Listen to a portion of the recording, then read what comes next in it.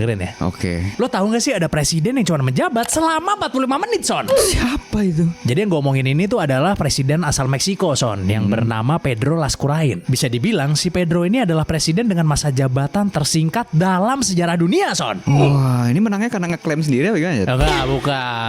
Ya? Justru kan titipan dong kalau sebentar begini biasanya kan. Kemudian kan kita bertanya-tanya ya, kok bisa gitu jadi presiden tapi cuma 45 menit. Jadi gini, ini kejadiannya ada di tanggal 19 Februari tahun 1913. Pada saat itu kondisi negara Meksiko itu memang lagi kacau, Son. Karena adanya revolusi Meksiko yang berjalan dari tahun 1910 sampai 1920, Son. Ditambah lagi ada sebuah kejadian yang bakal bikin Meksiko jadi lebih runyam nih. Apa tuh? Kudeta. Oh. Jadi presiden yang menjabat saat itu, yang namanya Francisco Madero, ini dipaksa untuk mengundurkan diri, Son, sama seorang jenderal yang bernama Victoriano Huerta. Supaya kudetanya ini terlihat konstitusional, si jenderal Huerta ini itu ngedorong menteri luar negeri untuk naik jadi presiden, Son. Jadi penggantinya lah gitu. Tumben-tumbenan bukan jenderal yang presiden ya? Nah, bukan. Ya tentunya hal ini terjadi karena kesepakatan politik atau kompromi untuk menghindari konflik yang lebih besar ya, Son ya. Soalnya pada saat itu lagi banyak perang juga tuh, Son tuh. Iya, iya. Di dalam negaranya Meksiko itu sendiri tuh banyak perang, Son.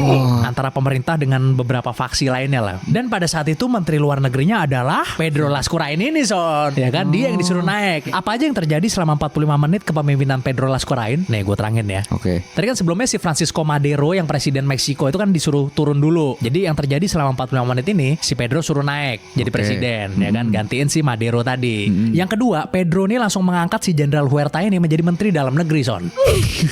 Ya kan? Iya. Tadi dia jenderal doang kan, angkat jadi menteri. Yang ketiga, Pedro mengundurkan diri dari jabatannya, Son. Iya, gila. Dan yang keempat, ultimate Jenderal Huarte yang tadinya naik menjadi menteri dalam negeri langsung naik menggantikan posisi Pedro, Son, jadi presidennya Meksiko. Settingannya telak-telekan ya. Gila. Itu terjadi cuma 45 menit, Son, coba bayangin. Wah.